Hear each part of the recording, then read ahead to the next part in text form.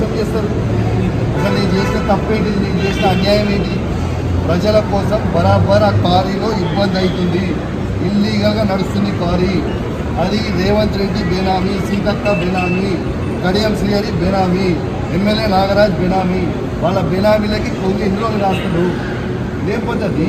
అసలు ఇదేం నాకు నోటీస్ ఇవ్వకుండా మీరు ఎట్లా అరెస్ట్ చేస్తారు? రేవంత్ రెడ్డి చెప్తే మీరు అరెస్ట్ చేస్తారు? రేవంత్ రెడ్డి చెప్తే మీరు అరెస్ట్ చేస్తారా?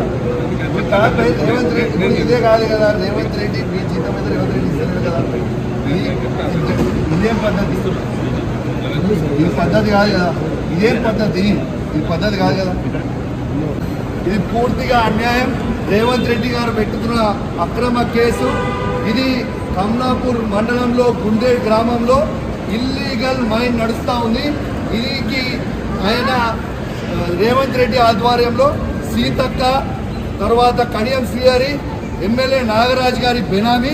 ఖచ్చితంగా నిలదీస్తాం, ఖచ్చితంగా అడుగుతూనే ఉంటాం, ఊపుకునే ప్రసక్తే లేదు. మీరు చేస్తున్న అన్యాయం.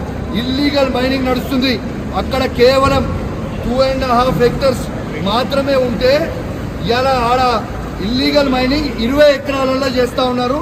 గుండేడ్ గ్రామ ప్రజలందరికీ కూడా చాలా ఇబ్బంది అవుతూ ఉంది. గుండేడ్ గ్రామ ప్రజలు మొత్తం కూడా ఇబ్బంది పడుతూ ఉన్నారని చెప్పి కూడా ఈ సందర్భంగా తెలియజేస్తూ ఉన్నాను. ఆ ప్రజలు ఇలా హెల్మెట్లు పెట్టుకొని మరి చేసే పరిస్థితిగా ఉంది.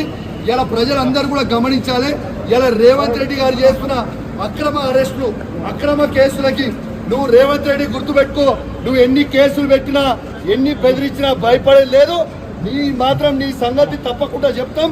ఖచ్చితంగా ప్రజలన్నా చెప్తాం, ఖచ్చితంగా చెప్పే ప్రయత్నం చేస్తాం. జై తెలంగాణ, జై కేసీఆర్.